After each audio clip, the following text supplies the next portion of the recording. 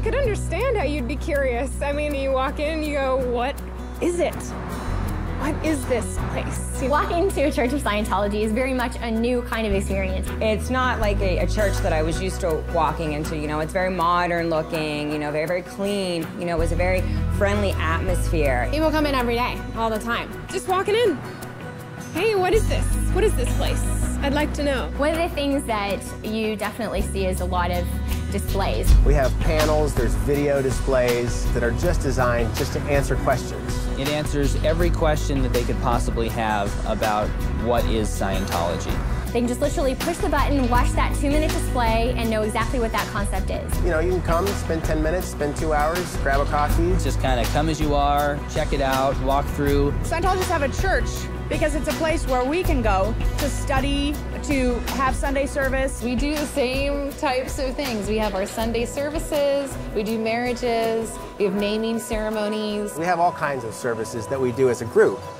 But one thing that's particular about Scientology is that there's also a personal aspect to it. You can kind of choose, like, okay, what do I need help with in my life? The first thing probably most everyone does is a course.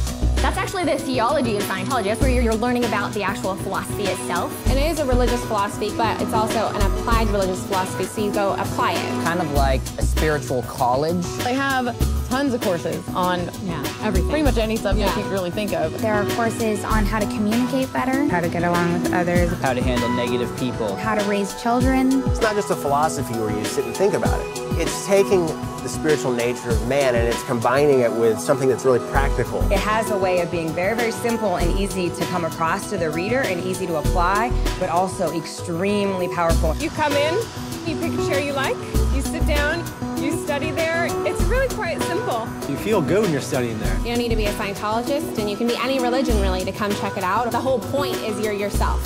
In a Church of Scientology, you're the one doing the learning. Nobody's preaching to you or teaching it to you. You're learning it yourself. Well, here at the church, we deliver courses, we deliver personal counseling called auditing, and we deliver the purification rundown. The purification rundown actually opens the way to spiritual progress. It's an all-natural regimen which frees one from the harmful effects of drugs and toxins. Old drugs that you took, pesticides, you sweat all those things out of your system and you feel so much more alive. It's revitalizing. The simplicity and the power of it is immeasurable.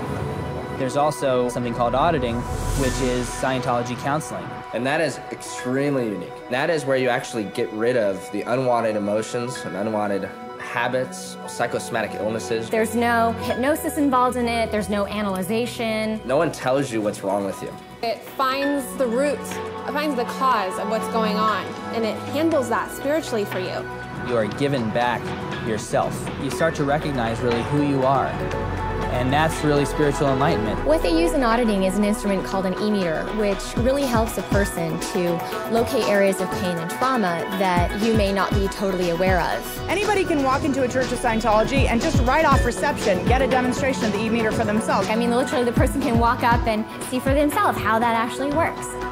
The tools in Scientology are used for you to help you with the areas of your life that you're having trouble with. It's a personal experience for an individual. And it's not lumping everyone into the same ball of wax because we all know it, we're all different.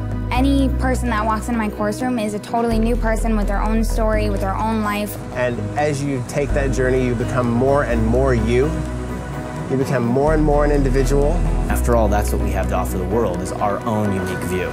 There's churches in Paris, in London, in New York, Moscow, Germany, all over Europe. In Madrid, in Africa. The best way to find out about something is really to look for yourself. It's as simple as opening the door. You're always welcome.